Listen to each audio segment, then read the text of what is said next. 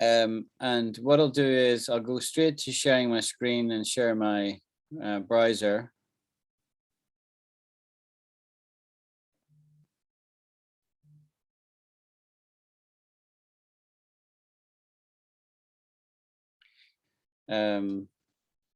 Somebody's trying to join, doesn't know how. Hang on. I don't know how. Okay. So.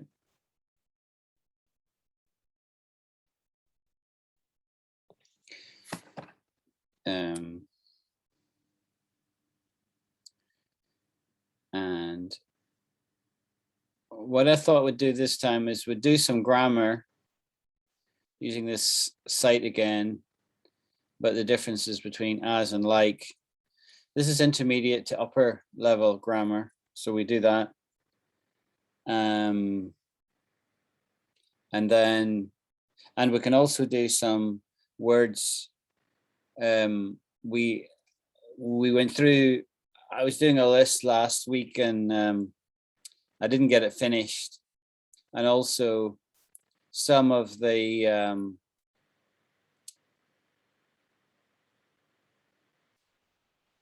there's been conversations in the last few days. Angeli asked me a question.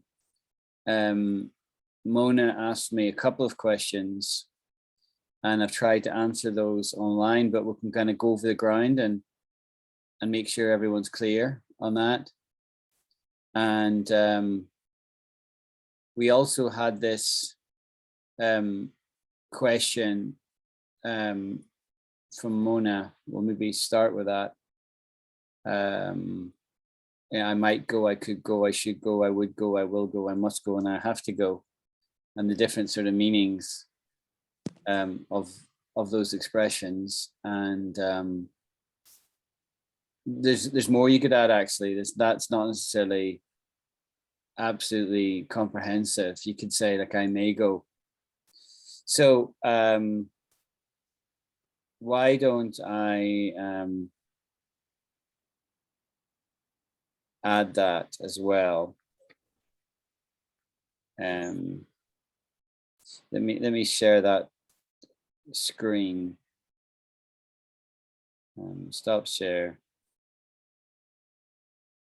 Let me open the chat window as well so we can show chat. Yeah, so I've got the chat open. Hi everyone. And then I'll do a share and I'll share two screens.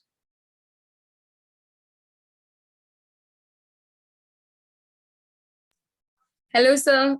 Hi. Good evening. Hi, Shweta. How are you? I'm good, thanks. I'm good. How are you? Yeah, I'm also doing well.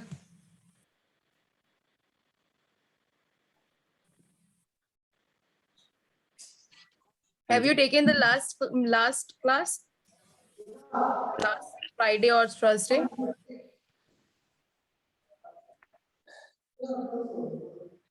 You mean last week's class? I'm a bit confused what you mean. What do you mean? Yes, sir, last class. I'm talking about the last class. Yeah, we had a class last week, yeah. Oh, okay. And I recorded it and I shared the recording on the group chat. Okay, all right. Okay. So I was just mentioning we're going to do some grammar today. And so we'll go through this and we'll also do some words. I thought we'd maybe start off with some of the things that we've chatted about online. I'll go to Mona's question. No.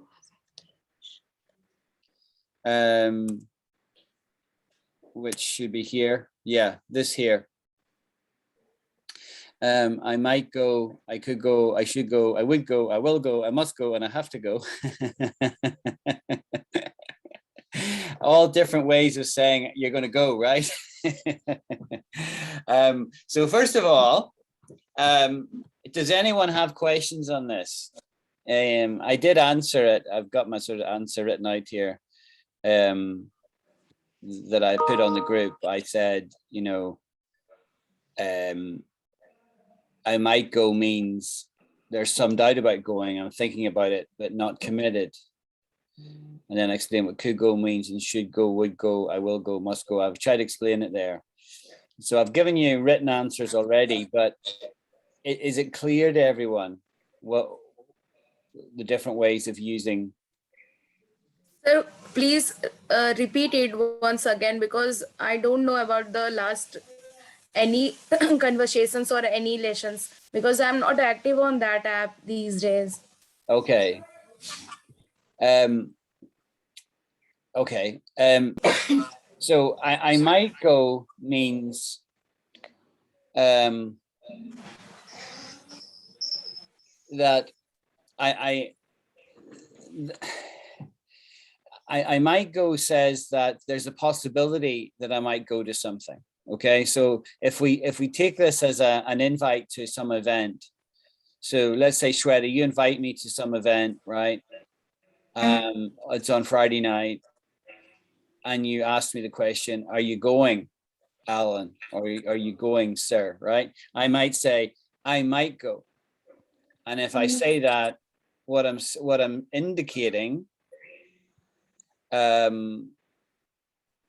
Let me just pause here for a moment. If I'm speaking too fast for anyone, like let me know, right? Put your hand up or message me or speak up and say, I think that Soar there from Libya has joined the call. Welcome.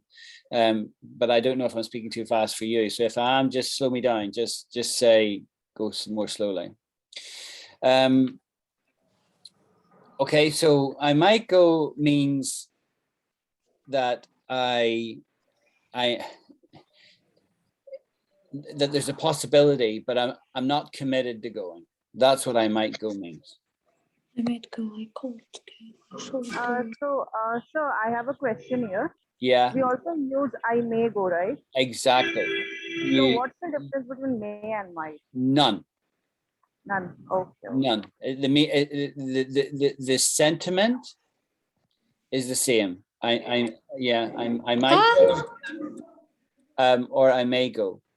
I'll maybe ask Soar if you would just go on mute unless you want to speak, because there's sort of background noise from your phone. Do you know how to mute your phone?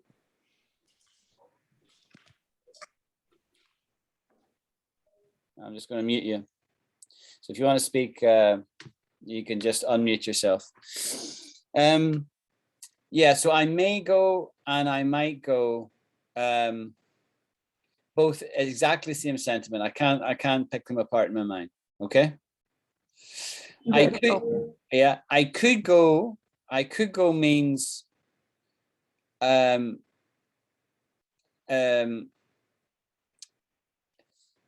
there's nothing obstructing me from going. It's nothing to do with my intent, right? But like I don't have anything else in my diary on Friday night, right? So therefore I could go, right? But I'm not giving away in saying that any kind of desire to go or not desire to go. I'm not giving anything away. I could go. I should go is indicative of intent and is that I'm expressing a feeling that there's an obligation on me to go.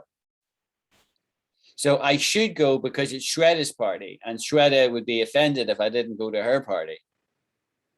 Yeah. Yes, sir. So that's what I should go means. I would go is an indication that I am willing to go. However, something maybe is preventing me. I would go, but what is missing there is a but, right? I would go, but, or I would go, however, I'm already committed. I've got to go to this work event on Friday night, and so I'm not free. That's what we mean by I would go. Is that clear? Yes, sir. Then I will go basically says I'm going, right? I will go is I've decided, I've made a decision, I will go, right? But you typically wouldn't say that. You would say, I am going, is what you would say. I will go is clumsy speech. We wouldn't say that.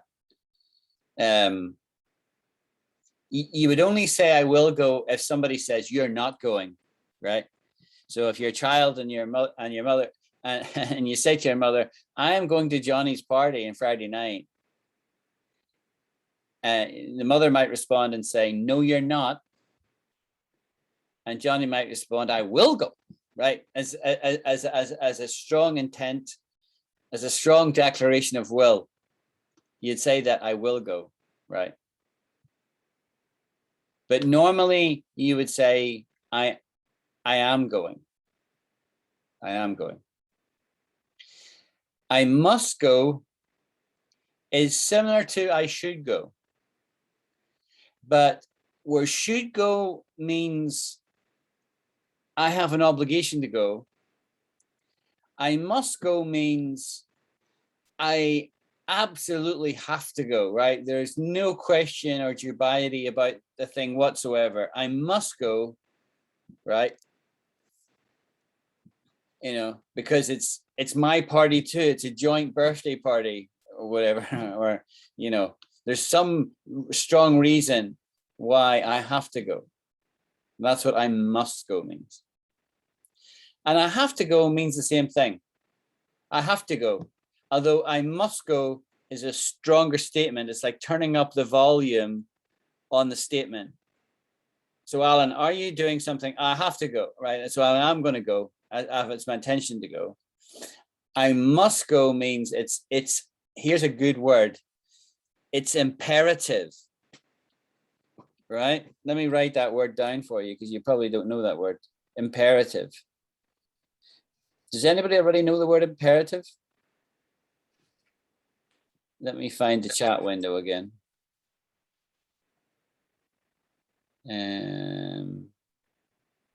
I think imperative sentences are there, right? Yes, I'm also about to say the same thing. Imperative sentences. So I didn't really pick up what you were saying, Anjali. What were you ladies saying? I'm saying that there are imperative sentences where subject is you, where when we say come back or what do we say? Please shut the door. So in that sentence, subject is you, right? Right. So you're talking grammatical terms here. The imperative, yes. Right? I must, yes, or whatever, right? And I don't know that. I don't know anything about English grammar, right? Because us natives don't get taught that. But you guys understand it because you get taught that in school, but I don't really know that. But that's not how I was using the word imperative, right? I was using the word imperative as a word that we would use in English to indicate that something is a must, right? It's an absolute must. And so if it is the person saying it, if I say it's imperative I do something,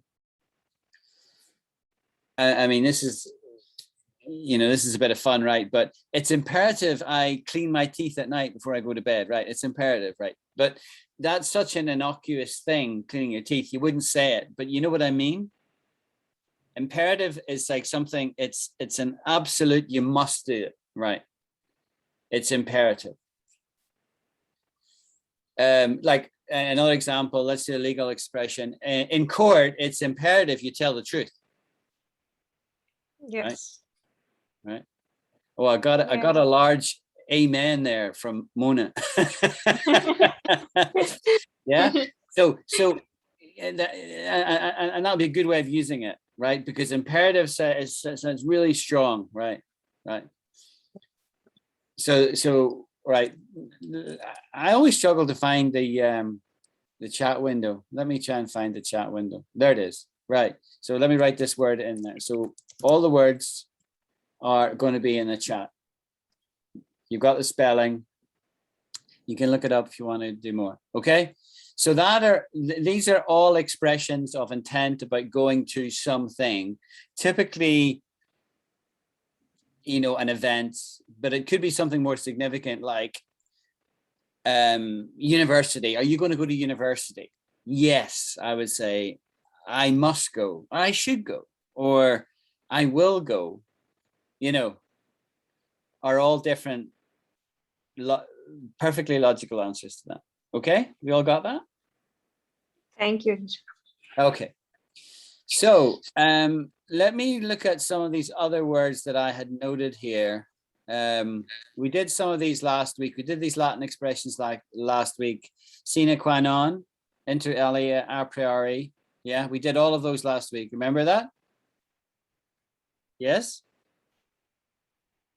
Yeah, I'm getting a thumbs up from Elham. And we also did figment, right? Figment. And we did sum and summation on the group chat. Sum and summation. Yes. And I think we've also done inculcate because I've had a statement from Anjali about inculcate. Isn't that right? So we didn't do, we did inculcate. Yes? Yeah. No? Yeah. Was that a yes? Or have we not done it? I think she is not listening because she is out of her house. I see. Okay. I am listening. I am listening. Yes, yes, we have done that word. Yeah, you've done inculcate. There's so Okay. much noise. That's why I want. Yeah, that's fine, Anjali. That's fine. So somebody, just as a little test, then somebody make a statement, any statement, using the word inculcate.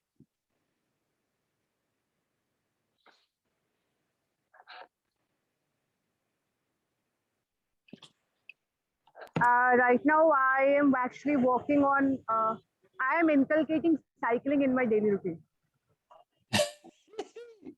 Okay, so what she said was, I am inculcating cycling into my daily routine.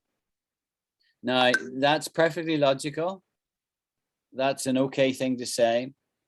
It's a kind of a big word to use about something as innocuous as cycling, right? So we wouldn't typically say that, right?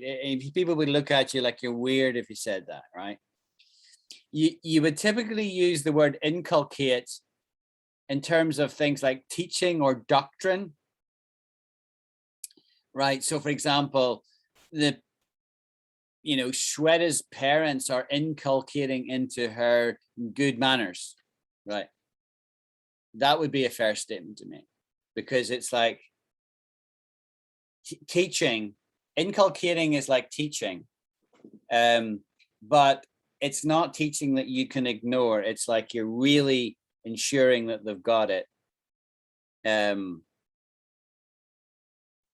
So let's jump over to the browser, and we'll just look up. We'll look it up in Google, right? Define inculcate. Right, instill. There you go. Instill by persistent instruction. Teach someone an attitude, idea, or habit by persistent instruction. So that's why I said it was like teaching or doctrine. Have we all got inculcate? So what you said, doctrine. Doctrine, yeah, doctrine. You know what doctrine is? Doctrine is like teaching. So for example, I could speak about the doctrines of the Hindu religion, for example, or you could, you know what I mean? It would be the teaching. It's like the word doctrine is like the embodiment of the teaching. Okay, so thank you. And so there's a word like this, indoctrinate. Yeah, indoctrinate. So indoctrinate normally has negative connotations, because indoctrinate, and I spelled that wrong, indoctrinate. Indoctrinate is often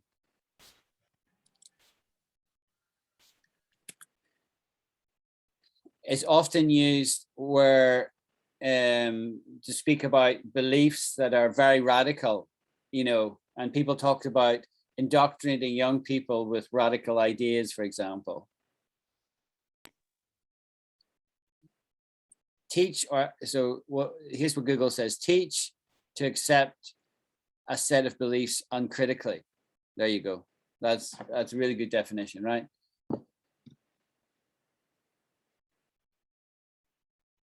Does that all make sense? So you've got inculcate. This is the synonyms of teaching and doctrine, right? Yes. Yeah. Okay. But teaching can be a verb or a noun, right? So, right now I'm involved in teaching, right? English. And in teaching English, I'm using the word as a gerund form of the verb teaching, right? The infinitive form is to teach. Okay, to teach. And I am teaching. That's the gerund form. But I could also speak about general teaching. So, for example, you could speak about. You just complete it. I have a question here. Yeah. Okay. You could speak about, the teaching of Muhammad, for example, right? There's an example, right? And that's a reference to the general body of teaching,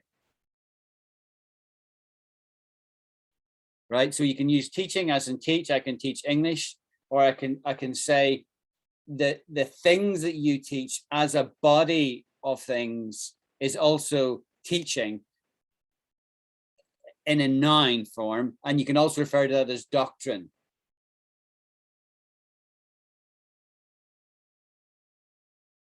Doctrine. And from that we get the verb indoctrinate, which is negative connotations, where it's like you've taught somebody something, but they're accepting it uncritically. They don't question anything. They don't, and so that's seen as a negative thing. Anjali, your question. Yes, the question is actually we use the V4 sometimes as a noun, and when we use it as a noun, then we call it gerund, right? Yeah, I'm going to get you to repeat the question because it's hard for me to hear you just with the noise. Go again. Let me just write that in the chat. Yeah, you do that. You do that.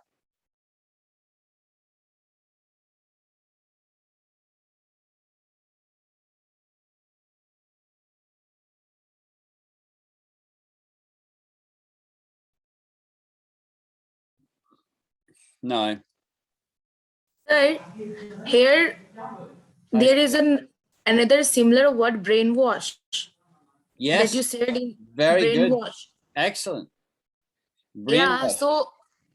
so this, I think this is not making sense, because in indoctrinate you said this is the same word as teaching or doctrine. Yeah. But Yeah. brainwash, Yeah. brainwash is totally different. Right. Yeah. But to indoctrinate is the same as brainwashing. Right? It means manipulating someone. Yeah, it's like, you see, indoctrinate, look, is to teach, to accept a set of beliefs uncritically. You see that? Yes, sir. So if we look up indoctrination versus brainwashing, so I'm asking the question, what's the difference, right?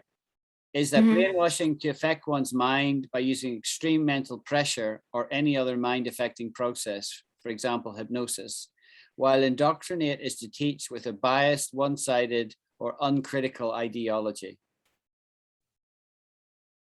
So you can see they're very similar. I would say they're basically the same, but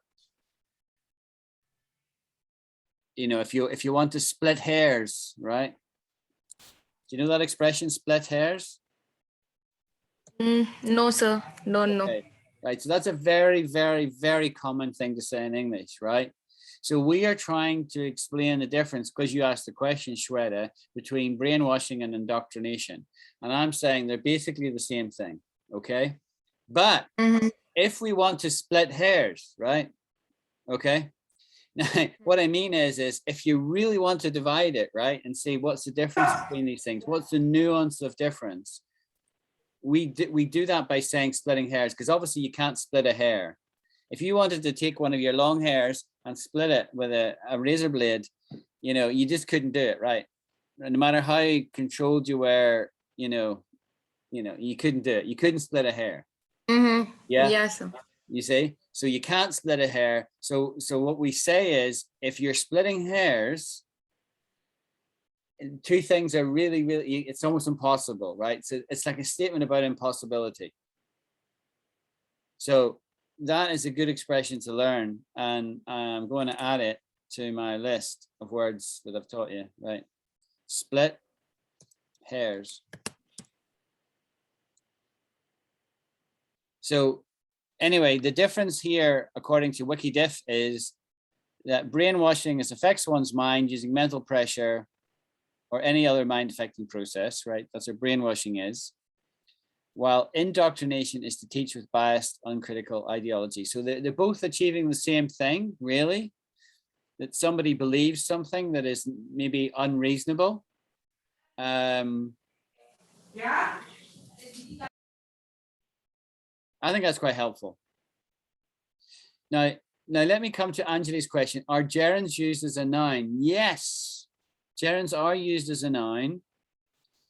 And it's where you take the ing form of a verb. Like, for example, right, if you take to run, right?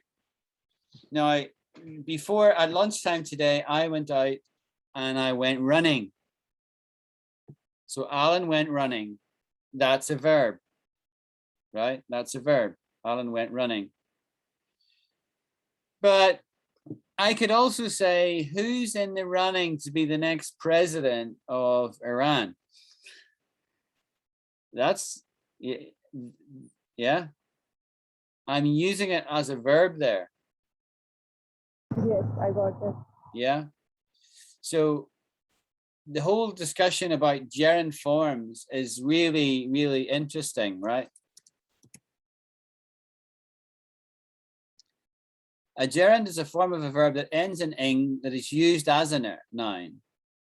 As you may know, a verb is a word that refers to actions or states of being, and a noun is a word that we use to refer to people, places, things, and ideas. A gerund is a blend of these. Let's see if we can get an example. 5 examples. Here we go. I just wanted an example. I didn't want to get into it in too much depth.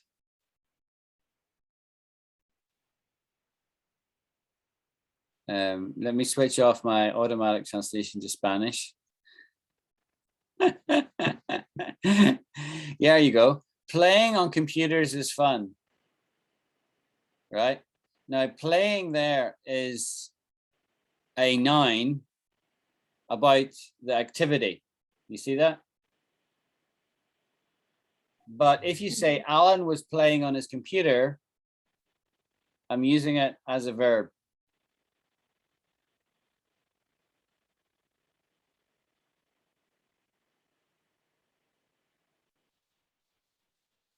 So there's quite a lot in that topic. I'm not going to go into any more detail. So I've answered the question, okay? So let's come back to the list, and we'll do a couple more words, and then what we'll do is we'll jump to grammar. So I want to do some grammar. So we've done inculcate. From inculcate, we got to indoctrinate. You can see that. I also did this one. I think I did this one. Throw me a bone. Can anybody tell us what throw me a bone means? I'm sure I did this one.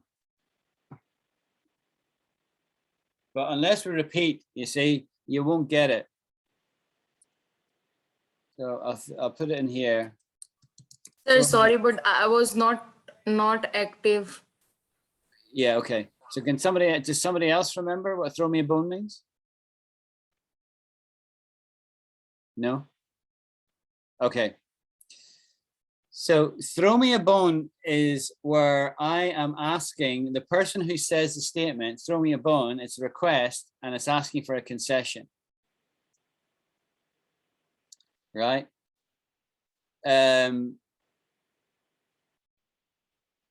So let's say Elham has got an exam next week and it's her English foreign language English course and it's next Wednesday, right? And she says to me, Alan, is there any way you could do an extra class for me at the weekend? And I say, no, I can't. I'm really busy this weekend because I'm going to Ireland to see my parents. And she says in response to that, oh, Alan, it would help me so much. Throw me a bone.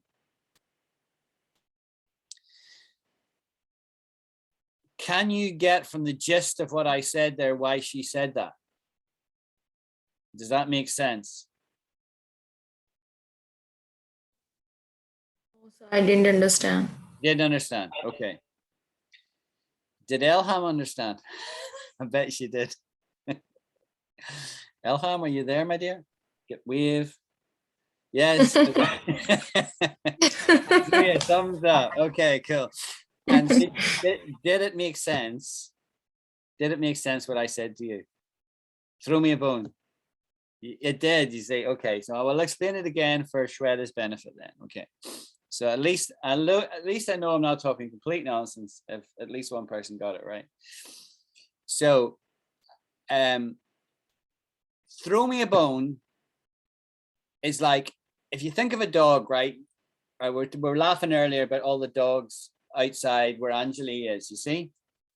Now, if you throw a dog a bone, it's really happy, right? It starts licking it and chewing it and it shuts the dog up, right? So if a dog is bark, bark, bark, bark, bark, you throw it a bone, it's happy, right? You've satisfied it, right? So that's the real life thing that happens in real life and where the expression comes from. Because what you've done is you've given a concession to the dog. The dog was barking, you thrown it a bone, and now it's shut up. It's happy, at least for now. Okay. And so if a person asks another person for throw me a bone, it's just an idiom. It's an idiomatic expression that means, do something for me. Give me something. Help me. And so the scenario I gave was somebody doing an English exam and they ask me for an extra class so that they can get some practice. So Shweta says, Alan, will you call me and speak to me on the phone so I get some conversation practice? And I say, no, I haven't got time for that. And Shweta says, oh, sir, I would really appreciate it. Throw me a bone. Now have you got me, Shweta? Yes, I got it. You got it. You got it. Right. You got it. So when I teach you these things, I want you to sort of memorize it to the extent that when we have the next class, there's going to be a special prize for somebody who can say, throw me a bone. Okay? But it has to be natural. You've got to sort of wangle it into the conversation. Or you can say, inculcate, or indoctrinate, or brainwash. Alan, you're brainwashing us into this English language. And I'll say, no, I'm not. I'm inculcating. You see? Sir, brainwash and indoctrinate is a negative word. Correct. Yes, absolutely. Both negative. You don't want to be brainwashed. And you don't want to brainwash anybody else. And both those are bad things, right? To be brainwashed or to brainwash somebody else. You don't want to be doing that. But you do want to inculcate good habits. And you do want to teach your children good behavior when you have children in the fullness of time. Since you're all unmarried females, have observed. Okay, makes sense? Yes, sir. Right, right. Now, I think, did we do sui generis last week? Sui generis. I think we did. Does anybody remember what it means? We did it. We did it. Yeah, can you remember what it means, Anjali? I think it's something too good to be true type. No? You're very close. You're very close. It means, it's a Latin expression that means one of a kind. Okay. Yes, yes, yes. So unique, right? And I'll tell you how I find this word out. It's a new learning for me, right? So I was reading a conversation online about the motorcycle I bought, right? And the guy who wrote this was obviously a very educated motorcyclist, because he said the Honda Valkyrie is sui generis, right? That's what he said. Truly one of a kind. And I thought, what does that word mean, right? And I looked it up, you see. And I thought, that is a really cool word.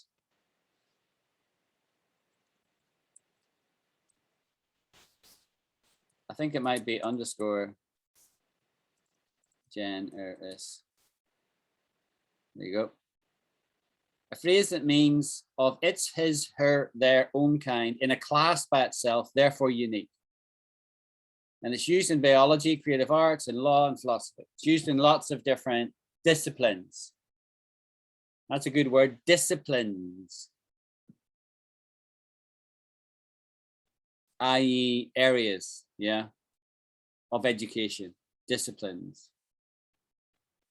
Sui generis.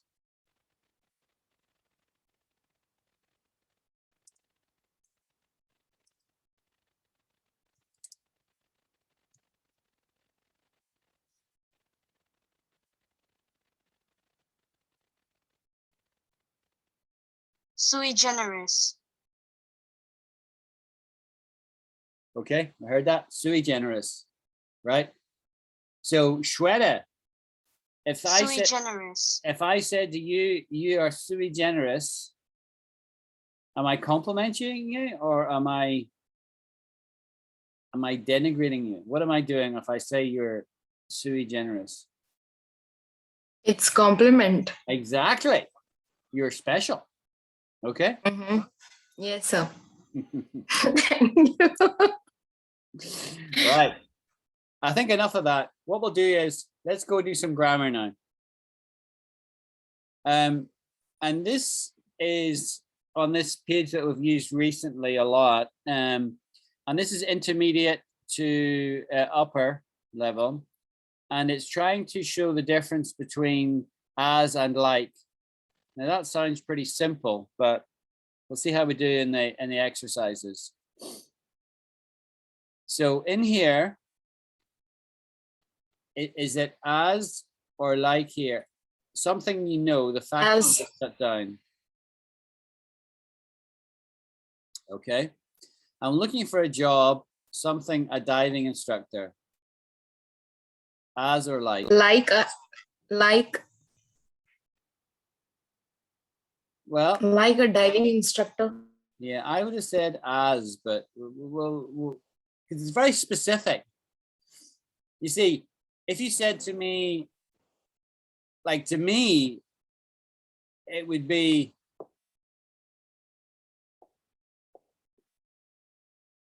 if you said, I want a job in physical education, right? Or, you know, you could say, I want a job in the medical area, right? It could be like a physio, a dentist, a doctor, and there's something like that. You say something like a doctor, right? But if you say, you know, you wouldn't say, I want a job like a brain surgeon, right? You wouldn't say that, you know, that's so specific that you would say as, I think that should be as, right? But we'll leave it for now. I was so tired, I slept as a baby. Like a baby. Like a baby. I agree. Study is hard. You can. As you can. Yeah. This is too easy. He wants to be a nurse. Something As he loves helping helping people. people. Yeah. This song sounds Like David Brown. David Bowie. But you see, I haven't got any more like left. See? So we'll have to put the proper answer in here, right? I made a mistake, but I just continued something if nothing happened. Sir, we have no options right now. It's mandatory to use as. As it. The music was playing as they walked into the church, yeah? 6 out of 8. Oh dear. Well, we should have used the capital one there at the beginning of the statement. That's fine. And lowercase there. So we've got them all right. Okay. So did you understand my logic here and this one here, where it needs to be as, yeah? Yes, sir. What I understand from this exercise that when we use as, it's like very specific, right? Very certain, as you said in the Yeah, example. exactly. Like is more general, right? Yes. Okay. Like is more general, like something. Okay, right, let's go to the next exercise. She worked something a journalist before writing her first novel. He worked as a journalist. As a journalist. You look just your mother. Like your mom. Like. We've only just met, but I feel something, though I've known you all my life. I feel Like? like. Yes, like.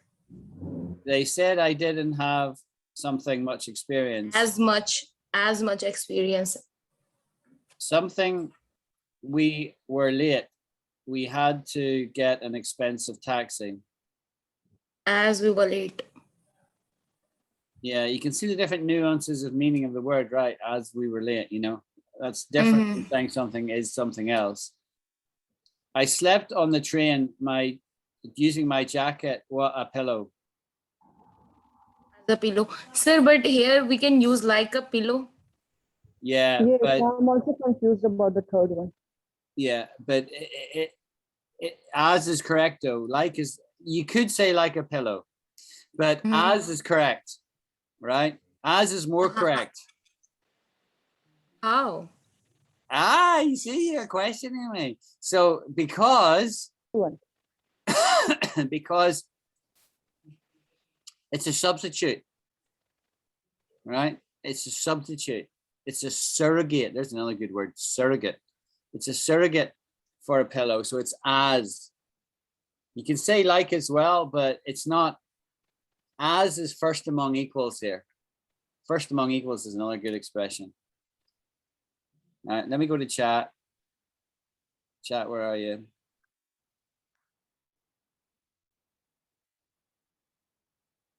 You chat, here we go. Surrogate. What was the other word I used? First among equals.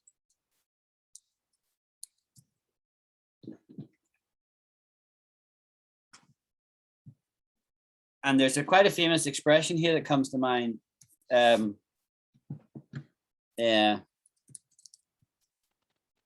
Yeah, you've probably heard this. All men are equal, but some are more equal than others. Okay. It's so confusing. I know, but it makes you think, right? These are clever use of words to drive home a point, right? So that sounds like a sarcasm. yeah, Yeah, well, I'm not being, I'm not being sarcastic, right? It's like,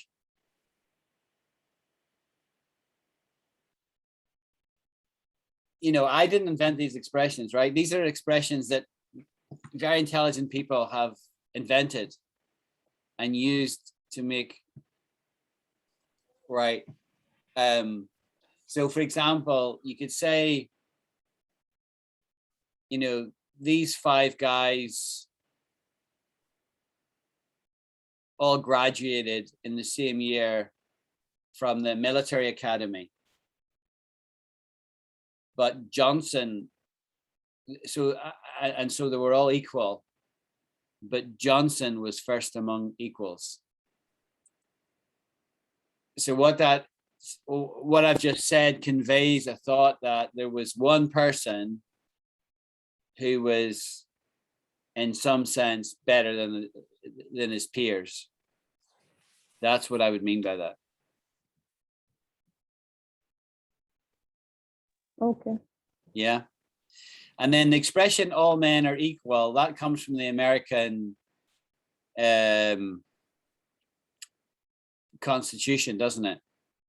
All men are Yes, created yes. equal, right? That's Yes. one of the inalienable rights, right? Is the wording they use. We don't use inalienable a lot anymore. Even in India, we have the same one, all men are equal or Yeah. something like that, something similar to that. Yeah. But then, you know, if I wanted to be critical, I would say, but yeah, you don't treat them that way, right? Because think about the untouchables, right? Yes, yes. Yeah, we do you know, have that. so there's the statements that are made by politicians, and there's reality, which often falls far short of that. Because many people will sign up to things verbally, but they won't actually either believe it or practice it, right? But the statement, all men are created equal, nobody can argue with that, right? You can't theoretically argue with that unless you're a racist or sexist or, you know what I mean, right? So most people will sign up to that. But the statement added on is sarcastic, but some are more equal than others. It's just a reference to the fact that some people have privilege, right? Yes. Yeah, so for example,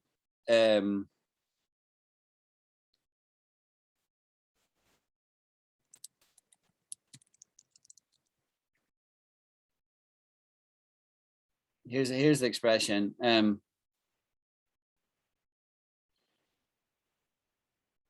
The phrase some are more equal than others means that although part of a group of persons or things appear to be equal, some receive in reality better treatment than others. And there's a whole history, if you're interested in it, on wordhistories.net, right? We won't take time to go through that, right? But it's all there. But it's a good expression to know. It's a good one to have in your back pocket.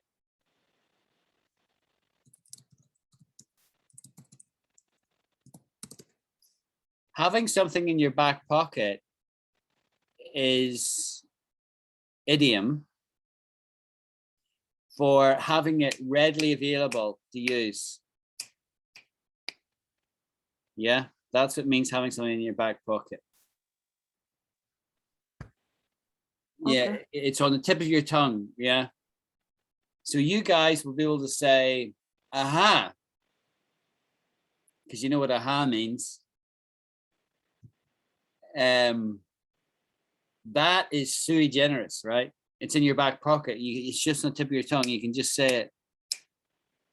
There's no point in thinking you forgot it.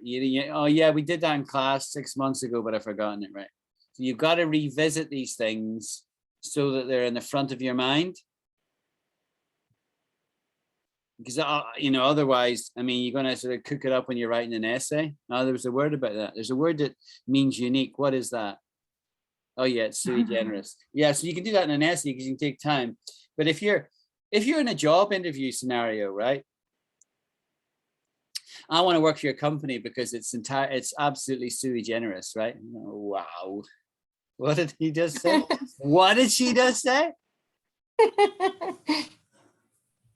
Right. You're obviously somebody who reads a lot that you can say that, you know that, right?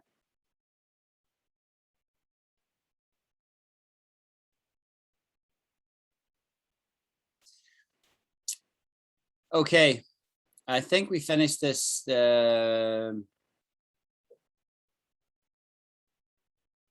a couple more to go. And obviously the answers are as and as. Many fruit trees need insects as bees and butterflies to help them produce fruit, right?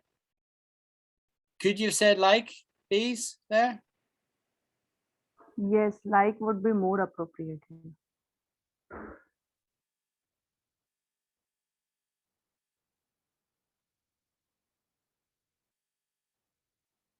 I think I agree with you on that.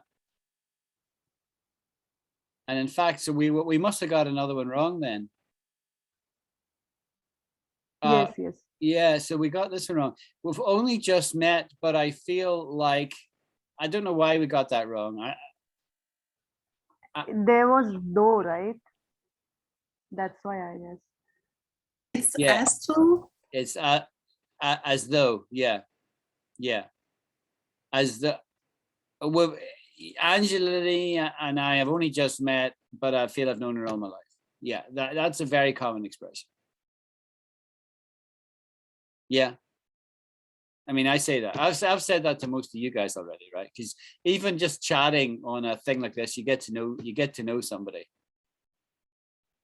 Don't you? You've all got me figured out. I think you get Yes. somebody figured out in minutes when you interact. It's a human thing we can't really explain. But if you're talking to somebody, like it's within minutes. I say to people when they're giving talks, I teach them this. I said, you've got 3 minutes to make. Well, here's a good thing to remember. You never get a second chance to make a first impression. You got that? You never get a second chance to make a first impression. Yes, yes. See I that? do agree. Yeah. So therefore, when you're giving a talk, say, and you're talking to an audience, it's important. The first few minutes are really important because it's in those first few minutes you're establishing a rapport, yeah, with the audience, and the audience is figuring out, am I going to listen to this guy or this gal, or am I not? Do they sound interesting or not? And people like switch off, you know, or they're like, oh yeah, I'm going to give you attention.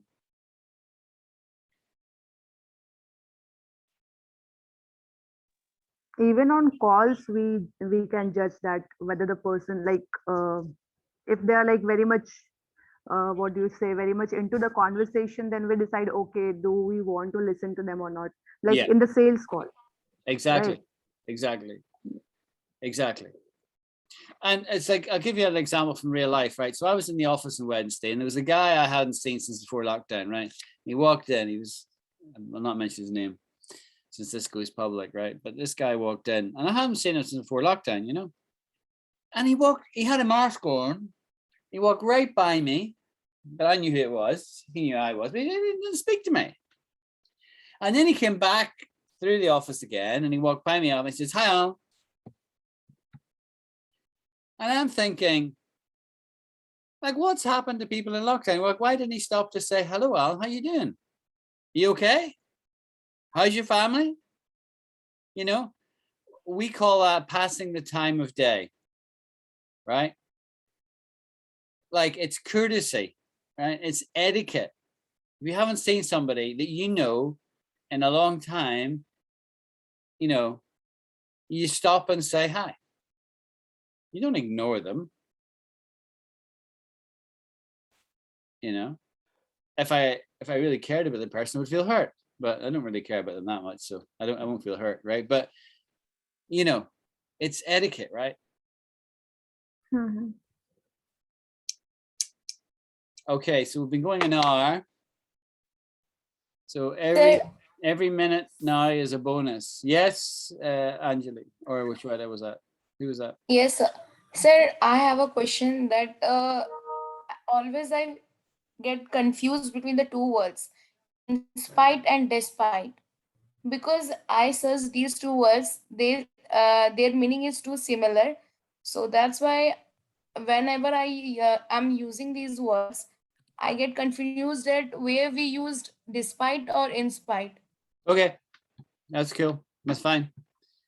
I like these kind of questions. It's an easy question for me to answer. Okay. So we'll do despite first of all.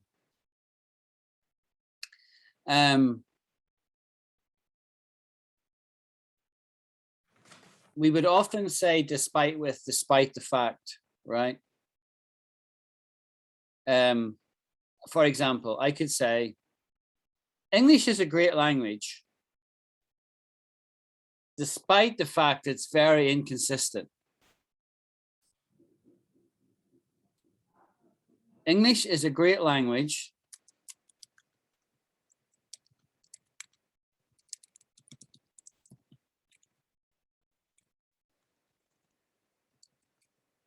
despite the fact that it is very inconsistent. See that? So what despite is doing in the statement, it's acting like a pivot. It's a pivot in the statement. There's really two statements connected by despite. The first statement is English is a great and rich language. And you all say yeah and amen to that. But then I'm saying something else. It's actually a very inconsistent language, because you remember our lessons in do and yeah, the pronunciation is up the round the creek, right? It's crazy, the pronunciation. It's inconsistent, and you need to know the secrets of how to say words. And you can't, like, I've learned this from Spanish. If you see Spanish always sounds the same way, always. And if there's an alteration to where you would emphasize something, they use accents over the letters so that you know where the emphasis should be. Makes sense? But English is not like that. English is like really inconsistent. But I'm biased now. I do think it's a very rich language. I mean, even though I don't have a mastery of any other languages, I'm sort of babes in the wood trying to learn Spanish, and I don't have any other languages. But I do find the richness of the language, my own mother tongue, very wonderful, you know, because there's so many ways to say something. And with different language, and there's nuances of meaning, and you can just drive home a point and communicate very clearly if you've mastered the language. And you've only got to read some poetry to get a sense of that. Because poets are masters of the language, and they know how to just use the appropriate phrase at the appropriate time to really drive home a point. So despite, I have Shweta in my class despite the fact that I don't like her. Now, you know me well enough to know I don't mean that. I'm being facetious. I'm poking fun, right? But I have Shweta in my class despite the fact I don't like her. Does that make sense?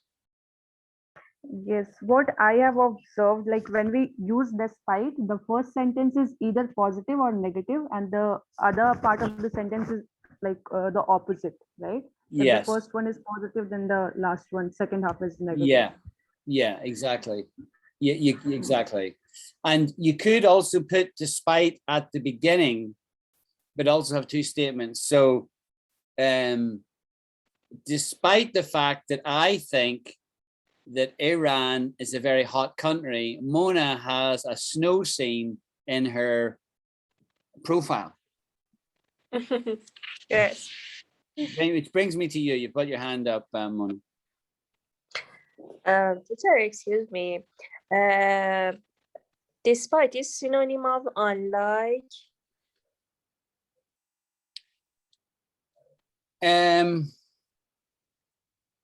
No, it's kind of, no, it's not like. You said, is it a synonym for like, is what you said, right?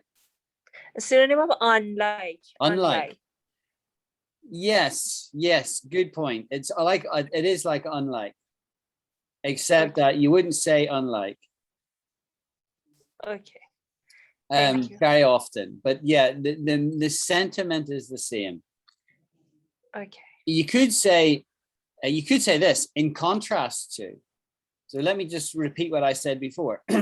I had thought Iran is a very hot country. I said, despite the fact you're using a snow scene, but I could say, in contrast to that, Mona has a snow scene in her profile pic. Okay. So in contrast to, in contrast is like, despite, yeah. Thank you. Now, that brings me to spite, right? To spite. Now, to spite is a verb. And to spite somebody is to do something against somebody else, deliberately to hurt them, right? Yes, To spite thank them. you. So I had a party on Friday night, but I didn't invite Mona to spite her.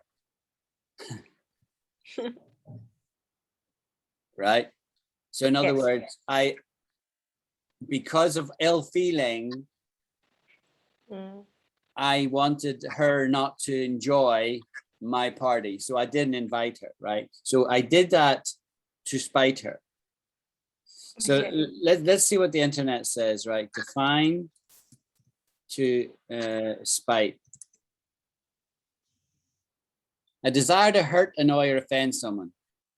He think I was saying it out of spite, right? In other words, I'm not going to say what is on my mind because he thinks I would say it out of spite, right? To hurt him, right? Thank you. That's in a verb, right? Out of spite. Sorry, that's a noun version. The verb is deliberately hurt, annoy, or offend someone. He put the house up for sale to spite his family. Right. Okay. So spite is sentiment. It's always negative. It may be called for in some scenarios, but it would be very rare the scenario where it would be seen, as legitimate or good or behavior. It would be seen as negative. But people do these things, right? This is the world we live in, and people do things sometimes deliberately against others. Okay, Shweta, have you now got? Are you still online? I don't see your picture anymore. Shweta, are you there? I think we've lost Shweta. I've got a box, but it doesn't give me her name anymore. Anyway, I think we've done despite and spite. She was actually asking for in spite, INSPITE. In spite. But in spite is two words, right? There isn't a word in spite, right? It's in spite of. In spite of everything. Alan was really busy, but he ran the class in spite of everything, right? In spite. So in spite is a bit like despite, right? It's a pivot, right? In spite of is the same as despite, really. It's just a different way of phrasing it.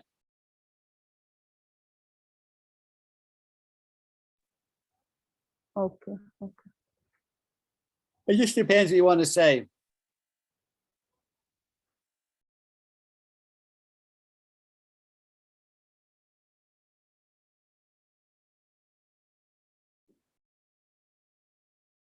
According to this, in spite is a word, but I don't believe it. I've never seen that. In spite of, despite, although, no, it's in spite of.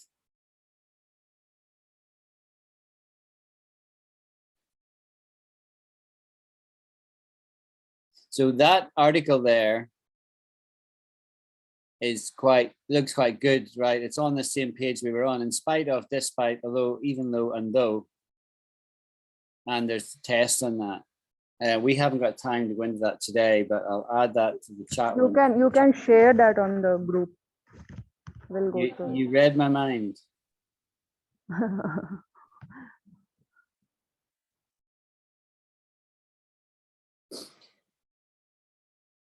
Okay, I think we'll call it quits there unless anybody has any other questions.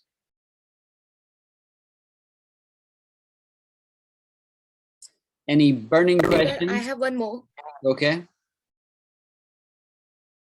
Go ahead.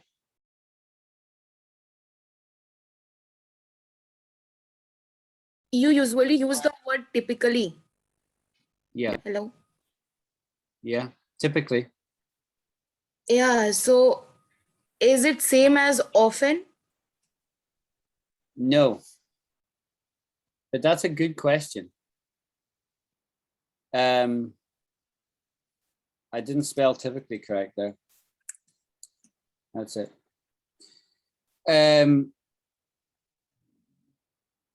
No, it doesn't mean often. That's a really good question, though. I'm getting repetitive now in old age. You're making me think, Shweta. Typically means speaking about something. There's a form that it takes. And it comes from the word type, right? Type is an imprint, right? Type is an imprint. Like, you know, the type of text, the type of letters, right? And that's where typically comes from, right? And so you could say,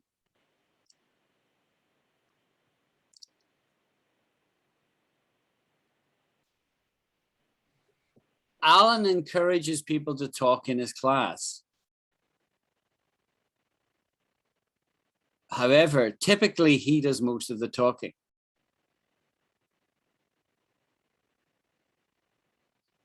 And so how I've used that there is like the type in the class, the imprint, the model for the class is that he does most of the talking. You know, however, Alan would be very happy for other people to speak up, but sometimes he struggles to get his little mice to open their peeps.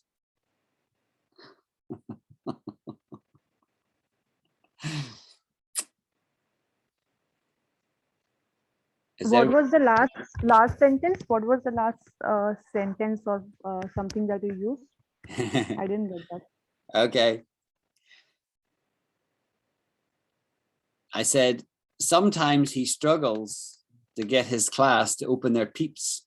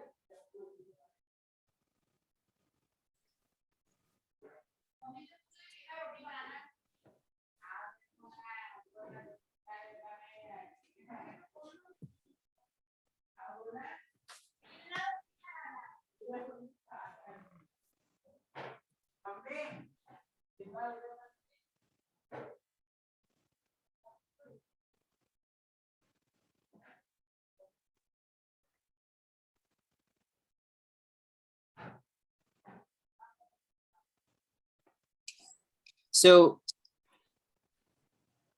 we say this a lot, you know, I wouldn't hear a peep. Not hear a peep. Now, when we say not hear a peep, it means they didn't say anything, right? They were really quiet. So she didn't make a peep, right? She didn't make a peep. Or I couldn't hear a peep means I couldn't hear anything, right? And so the expression I used was, I couldn't get you to open your peeps. It's saying I couldn't get you to say anything. It's an interesting expression. I don't even know where the etymology of it is. It can also mean take a quick look at something. Take a wee peep at this for me, would you? Take a wee peep at it. It means take a wee look at it. I reckon what I'll do is, see, next week we'll come back and we'll revisit this. Peep. Yes, yes. Peep and peeps. Hear a peep. Open your peeps.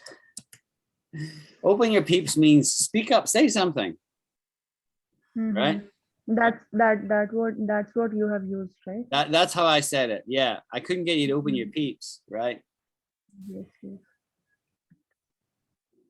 It's funny, you know, you see, we don't ever think of that, right? As a strange thing to say. But when I think it is a kind of a strange thing to say. But it's very common. It's not rare at all. So I reckon let's start off with that next week. Let's pick up with that next week. Okay. And on this side, I think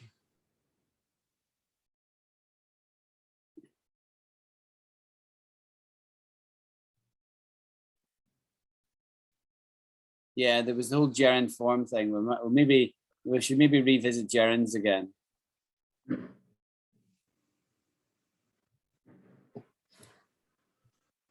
Okay, guys, I think we'll call it quits there. Yes. Hope you enjoyed that. Yes, sir. Yes, yes. Yes. Thank you, sir. Okay. I'm going to be in Ireland next week. I'm over visiting my parents, so I'll have a bit of free time. So if anybody wants to chat next week at some point, if you let me know, we'll arrange to have a chat. We'll just have one-on-one conversation. When I have one-on-one conversation with you guys, you're all much more talkative than when you're in class. Yes. It's true. I don't know why that is, right? Because you all kind of know each other now. There's no strangers here. I mean, we all know each other pretty well, right? But you're quite quiet. But when you're just speaking to me, you're all like, you know, blah, blah, blah, blah. Especially you, Shweta. Anyway, so if any of you want to be chat next week, and, you know, I can chat with you. I'm out for a walk. I'll be walk to the beach. I'll be doing different things. I'm working next week, but I'll probably try and work early till sort of mid-afternoon, and then I will call it quits. You see, so I can spend some time with my family. So if anybody wants to chat next week, let me know. So next week Thank means you. like the whole next week, 7 days, you are free. I'm in Ireland. It's just my circumstances are different. I'm in Ireland, so I have no family responsibilities here. I'll be staying with my parents, and I'll go visit my 3 siblings over there. I've got 2 brothers over there and a sister. I'll go visit them. But you know, I know some of you appreciate having a chat, you know, to practice. You know, so if you want to chat to me next week, let me know. And since you guys are really basically my core class, I will happily give you some time. So actually on Monday, Tuesday, my week offs. So if you're free, then I'll just Range of time. That's fine. That's fine. What you do is just WhatsApp me. Like WhatsApp me in the morning and say, I wouldn't mind a chat today at some point, and then I'll figure out a time to speak to you. we'll arrange. Okay. Yeah, Yes. sounds good. Okay, thank well, you. enjoy the weekend when it comes, everyone. Thank you, teacher. Bye. Okay, sir. Bye, Bye. sir. Bye, Thank you, sir. everyone. Thank you for your time. Bye. Bye now. Thank you so much.